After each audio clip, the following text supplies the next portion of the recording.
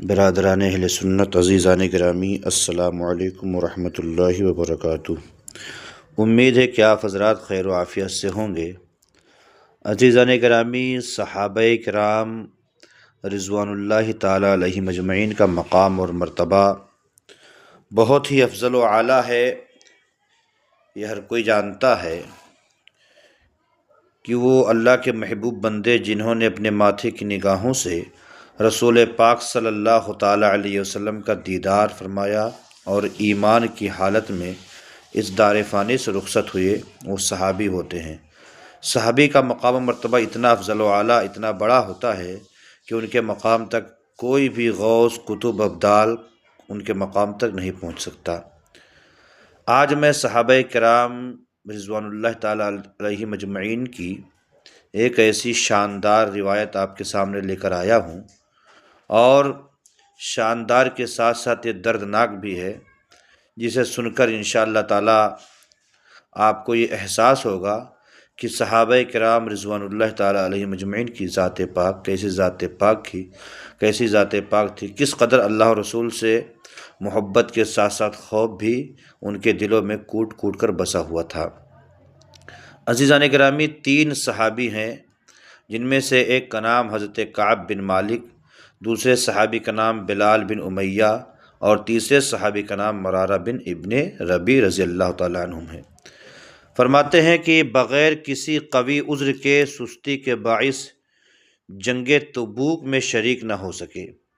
حضرت کعب بن مالک رضی اللہ تعالیٰ عنہ اپنی سر گزشت بڑی تفصیل کے ساتھ خود ہی بیان فرماتے ہیں کہ میں جنگ تبوک سے پہلے کسی لڑائی میں بھی اتنا مالدار نہیں تھا جتنا کہ تبوک کے وقت تھا۔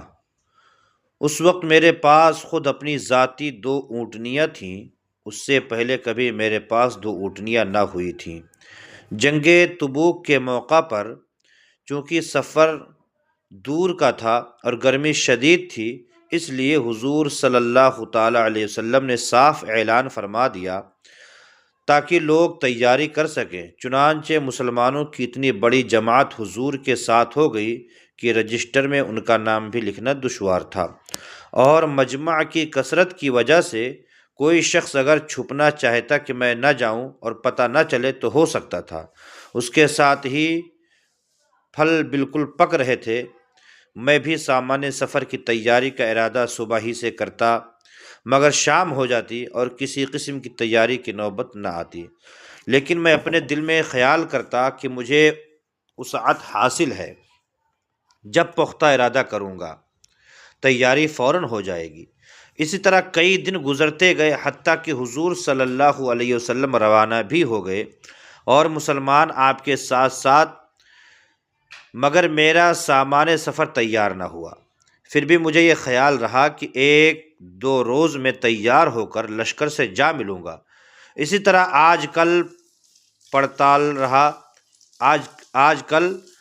ٹالتا رہا، حتیٰ کہ حضور کے تبوک پہنچنے کا زمانہ آ گیا۔ اس وقت میں نے کوشش بھی کی مگر سامان نہ ہو سکا۔ اب میں جب مدینہ منورہ میں ادھر ادھر دیکھتا ہوں تو پھر وہی لوگ ملتے ہیں جن کے اوپر نفاق کا بدنما داغ لگا ہوا تھا، وہ معذور تھے۔ اور ادھر حضور نے تبوک پہنچ کر دریافت فرمایا کہ کعب نظر نہیں آتے، کیا بات ہوئی؟ ایک صاحب نے کہا، یا رسول اللہ، اس کو مال و جمال کے فخر نے روکا۔ حضرت معاذ نے فرمایا کہ غلط کہا، ہم جہاں تک سمجھتے ہیں وہ بھلے آدمی ہیں۔ مگر حضور صلی اللہ علیہ وسلم نے بالکل سکوت فرمایا اور کچھ ارشاد نہ فرمایا۔ حتیٰ کہ چند روز میں حضور کی واپسی کی خبر سنی تو مجھے رنج و غم ہوا اور فکر پیدا ہوئی۔ دل میں جھوٹے عذر آتے تھے کہ اس وقت کسی فرضی عذر سے جان بچا لوں، پھر کسی وقت معافی کی درخواست کر لوں گا، اور اس بارے میں اپنے گھرانے کے ہر سمجھدار سے مشورہ کرتا رہا۔ مگر جب مجھے معلوم ہوا کہ حضور تشریف لے ہی آئے ہیں تو میرے دل نے فیصلہ کیا کہ بغیر سچ کے کوئی چیز نجات نہ دے گی، اور میں نے سچ عرض کرنے کی ٹھان لی۔ حضور کی عادت شریفہ تھی کہ جب سفر سے واپس تشریف لاتے تو اول مسجد میں تشریف لے جاتے اور 2 رکعت تحیۃ المسجد پڑھتے اور وہاں تھوڑی دیر تشریف رکھتے لوگوں سے ملاقات فرمائے۔ چنانچہ حسب معمول حضور تشریف لائے اور مسجد میں تشریف لے گئے اور وہاں تشریف فرما رہے، اور منافق لوگ آ کر جھوٹے جھوٹے عذر کرتے اور قسمیں کھاتے رہے۔ حضور صلی اللہ تعالی علیہ وسلم ان کے ظاہر حال کو قبول فرماتے رہے اور باطن سے اعراض فرماتے رہے کہ اتنے میں میں بھی حاضر ہوا اور سلام کیا۔ حضور نے ناراضگی کے انداز میں تبسم فرمایا اور اعراض فرمایا۔ میں نے عرض کیا یا نبی اللہ، آپ نے اعراض کیوں فرمایا؟ خدا کی قسم میں نہ منافق ہوں نہ مجھے ایمان میں کچھ تردد ہے۔ ارشاد فرمایا کہ یہاں آ۔ میں قریب ہو کر بیٹھ گیا۔ حضور نے فرمایا تجھے کس چیز نے روکا؟ میں نے عرض کیا یا رسول اللہ صلی اللہ علیہ وسلم، اگر میں کسی دنیا دار کے پاس اس وقت ہوتا تو مجھے بات کرنے کا سلیقہ اللہ نے عنایت فرمایا، لیکن یا رسول اللہ آپ کے متعلق مجھے علم ہے کہ آپ کے سامنے جھوٹ نہیں چل سکتا۔ یا رسول اللہ بے شک آپ کو غصہ آ رہا ہے، لیکن قریب ہے کہ خدا کی ذات پاک آپ کے عتاب کو زائل کر دے گی۔ حضور میں سچ ہی عرض کرتا ہوں کہ واللہ مجھے کوئی عذر نہ تھا، اور جیسا فارغ اور وسعت والا میں اس زمانہ میں تھا کسی زمانے میں بھی اس سے پہلے نہ ہوا تھا۔ حضور نے فرمایا اس نے سچ کہا۔ پھر فرمایا کہ اچھا اٹھ جاؤ، تمہارا فیصلہ حق تعالیٰ خود فرمائے گا۔ میں وہاں سے اٹھا تو میری قوم کے بہت سے لوگوں نے مجھے ملامت کی کہ تو نے اس سے پہلے کبھی کوئی گناہ نہ کیا تھا، اگر تو کوئی عذر کر کے حضور سے استغفار کی درخواست کرتا تو حضور کا استغفار تیرے لیے کافی تھا۔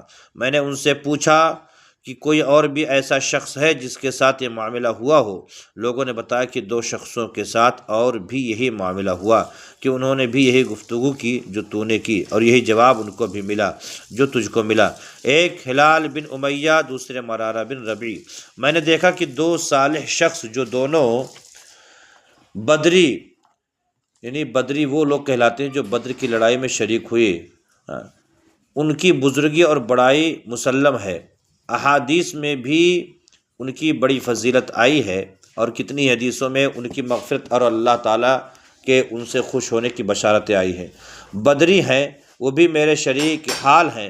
حضور صلی اللہ تعالیٰ علیہ وسلم نے ہم تینوں سے بولنے کی ممانعت بھی فرما دی کہ کوئی شخص ہم سے کلام نہ کرے۔ اب اس ارشاد کی صحابہ کرام رضی اللہ تعالیٰ عنہم اجمعین نے تعمیل اس طرح کر کے دکھائی کہ کعب فرماتے ہیں کہ حضور کی ممانعت پر لوگوں نے ہم سے بولنا چھوڑ دیا اور ہم سے اجتناب کیا، گویا دنیا ہی بدل گئی، حتیٰ کہ زمین باوجود اپنی وسعت کے ہمیں تنگ معلوم ہونے لگی، سارے لوگ اجنبی معلوم ہونے لگے، در و دیوار بیگانے ہو گئے۔ مجھے سب سے زیادہ فکر اس بات کی تھی کہ میں اس حال میں مر گیا تو حضور جنازہ کی نماز بھی نہ پڑھیں گے، اور خدا نخواستہ حضور کا وصال شریف ہو گیا اور میں ہمیشہ ہمیشہ کے لیے ایسا ہی رہوں گا، اور مجھ سے کوئی کلام کرے گا نہ میری نماز جنازہ پڑھے گا، کہ حضور کے ارشاد کے خلاف کون کر سکتا ہے؟ غرض ہم تینوں نے 50 دن اسی حال میں گزارے۔ اللہ اکبر۔ میرے دونوں ساتھی تو شروع ہی سے گھروں میں چھپ کر بیٹھ گئے تھے، میں سب میں قوی تھا، چلتا پھرتا، بازار میں جاتا، نماز میں شریک ہوتا، مگر مجھ سے بات کوئی نہ کرتا۔ حضور کی مجلس میں حاضر ہو کر سلام کرتا اور بہت غور سے خیال کرتا کہ حضور کے لب مبارک جواب کے لیے ہلے یا نہیں۔ نماز کے بعد حضور کے قریب ہی کھڑے ہو کر نماز پوری کرتا اور آنکھ چرا کر دیکھتا کہ حضور مجھے دیکھتے بھی ہیں یا نہیں۔ جب میں نماز میں مشغول ہوتا تو حضور مجھے دیکھتے، اور جب میں ادھر متوجہ ہوتا تو حضور منہ پھیر لیتے اور میری جانب سے اعراض فرما لیتے۔ غرض یہی حالات گزرتے رہے اور مسلمانوں کا بات چیت بند کر دینا مجھ پر بہت ہی بھاری ہو گیا، تو میں ابو قتادہ کی دیوار پر چڑھا۔ وہ میرے رشتہ کے چچا زاد بھائی تھے اور مجھ سے تعلقات بھی بہت ہی زیادہ تھے۔ میں نے اوپر چڑھ کر سلام کیا تو انہوں نے بھی سلام کا جواب نہ دیا۔ میں نے ان کو قسم دے کر پوچھا کہ کیا تمہیں معلوم نہیں کہ مجھے اللہ اور اس کے رسول سے محبت ہے؟ انہوں نے اس کا جواب نہ دیا۔ میں نے دوبارہ قسم دی اور دریافت کیا، پھر بھی وہی حال، یعنی چپ رہے۔ میں نے تیسری مرتبہ پھر قسم دے کر پوچھا، انہوں نے صرف اتنا کہا اللہ جانے اور اس کا رسول۔ یہ کلمہ سن کر میری آنکھوں سے آنسو نکل پڑے اور وہاں سے لوٹ آیا۔ اسی دوران میں ایک مرتبہ مدینہ کے بازار میں جا رہا تھا کہ ایک قبطی کو جو نصرانی تھا اور شام سے مدینہ منورہ اپنا غلہ فروخت کرنے آیا تھا، یہ کہتے ہوئے سنا کہ کوئی کعب بن مالک کا پتہ بتا دو۔ لوگوں نے اس کو میری طرف اشارہ کر کے بتایا۔ اس میں لکھا ہوا تھا، ہمیں معلوم ہے کہ تمہارے آقا نے تجھ پر ظلم کر رکھا ہے، تجھے اللہ ذلت کی جگہ نہ رکھے اور نہ ضائع کرے، تم ہمارے پاس آ جاؤ، ہم تمہاری مدد کریں گے۔ حضرت کعب بن مالک فرماتے ہیں کہ میں نے یہ خط پڑھ کر انا للہ و انا الیہ راجعون پڑھی کہ میری حالت یہاں تک پہنچ گئی ہے کہ کافر بھی مجھ میں طمع کرنے لگے ہیں اور مجھے اسلام سے ہٹانے کی تدبیر ہونے لگی ہے۔ یہ ایک مصیبت اور آئی اور اس خط کو میں نے تنور میں پھونک دیا اور حضور سے جا کر عرض کیا کہ یا رسول اللہ، اب تو آپ کے اعراض کی وجہ سے کافر بھی مجھ میں طمع کرنے لگے۔ اسی حالت میں ہم پر 40 روز گزرے تھے کہ حضور کا قاصد میرے پاس حضور کا یہ ارشاد لے کر آیا کہ اپنی بیوی کو بھی چھوڑ دو۔ میں نے دریافت کیا کہ کیا منشا ہے، اس کو طلاق دے دوں؟ کہا نہیں، بلکہ اسے علیحدگی اختیار کر لو۔ اور میرے دونوں ساتھیوں کے پاس بھی انہی قاصد کی معرفت یہی حکم پہنچا۔ میں نے اپنی بیوی سے کہہ دیا کہ تو اپنے میکے چلی جا، جب تک اللہ تعالیٰ اس امر کا فیصلہ نہ فرمائے وہیں رہنا۔ ہلال بن امیہ کی بیوی حضور کی خدمت میں حاضر ہوئیں اور عرض کیا یا رسول اللہ، ہلال بالکل بوڑھے شخص ہیں، کوئی خبر گیری کرنے والا نہ ہوگا تو ہلاک ہو جائیں گے، اگر آپ اجازت دیں تو میں کچھ کام کاج ان کا کر دیا کروں۔ حضور نے فرمایا اچھا، اس بات کی تجھے اجازت ہے مگر قربت نہ ہو۔ انہوں نے عرض کیا یا رسول اللہ، اس بات کی طرف تو ان کو میلان بھی نہیں۔ جس روز سے یہ واقعہ پیش آیا ہے آج تک ان کا وقت روتے ہی گزر رہا ہے۔ حضرت کعب فرماتے ہیں کہ اس حال میں 10 روز اور گزرے کہ ہم سے بات چیت میل جول چھٹے ہوئے پورے 50 دن ہو گئے۔ 50ویں دن صبح کی نماز اپنے گھر کی چھت پر پڑھ کر میں نہایت غمگین بیٹھا ہوا تھا۔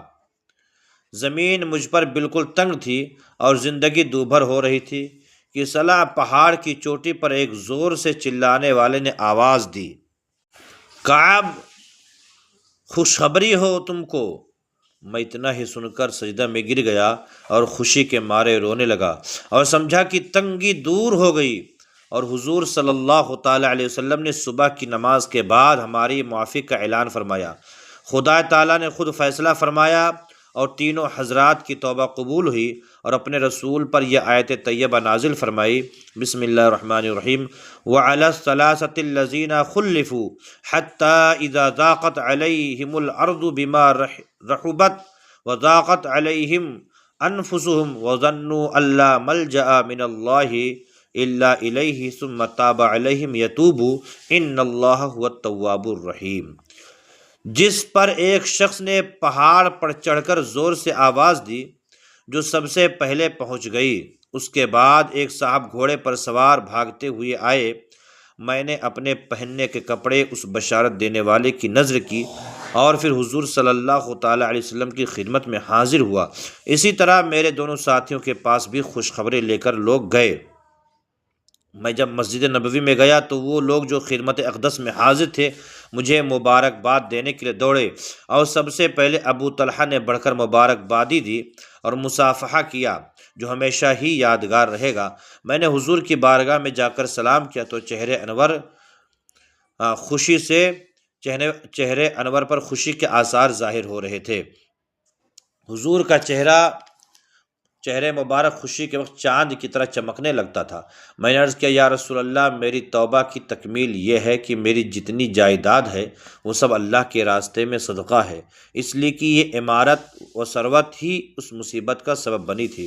حضور نے فرمایا کہ اس میں تنگی ہوگی، کچھ حصہ اپنے پاس بھی رہنے دو۔ میں نے عرض کیا بہتر ہے کہ کچھ حصہ میرے پاس بھی رہنے دیا جائے، مجھے سچ ہی نے نجات دی، اس لیے میں نے عہد کیا ہمیشہ سچ ہی بولوں گا۔ سبحان اللہ۔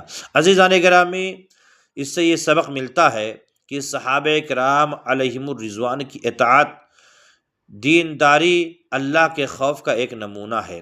ان پاک لوگوں کی پاکیزہ زندگیوں کی مثال کسی امت میں نہیں ملتی، اور یہ لوگ واقعی خیر الامم کے صحیح مصداق ہیں۔ دیکھیے سچے پکے مومن ہیں، جنگ میں ہمیشہ شریک رہے ہیں، مگر ایک مرتبہ غیر حاضری پر کیا کیا عتاب ہوا، اور اس کو کس فرما برداری سے برداشت کیا کہ 50 دن رو رو کر گزار دیے، اور مال جس کی بدولت یہ واقعہ پیش آیا وہ بھی صدقہ کر دیا۔ اور دوسرے مسلمان حتیٰ کہ ان تینوں کی بیویاں بھی فرمان رسول پر ان تینوں سے ہر قسم کا تعلق منقطع کر لیتی ہیں۔ اور حضرت کعب کی طرف ایک کافر بادشاہ کا خط بھی آتا ہے جس میں لالچ دیا گیا ہے، مگر حضرت کعب بجائے کسی اشتعال کے نادم ہوتے ہیں اور پہلے سے بھی زیادہ پشیمان ہو کر بارگاہ نبوی میں حاضر ہوتے ہیں، اور خطرہ بھی لاحق ہے کہ کہیں خدا اور رسول کی ناراضگی سے دونوں جہان برباد نہ ہو جائے۔ ایک ہم بھی ہیں، اللہ اور اس کے رسول کے احکام بھی سامنے ہیں۔ بڑے سے بڑا حکم نماز ہی کا لے لیجئے، اور پھر دیکھیے ہم اس کی تعمیل کہاں کرتے ہیں، اور جو کرتے ہیں وہ بھی کیسی کرتے ہیں۔ اس کے بعد زکوٰۃ اور حج کا تو پوچھنا ہی کیا ہے کہ اس میں مال بھی خرچ ہوتا ہے۔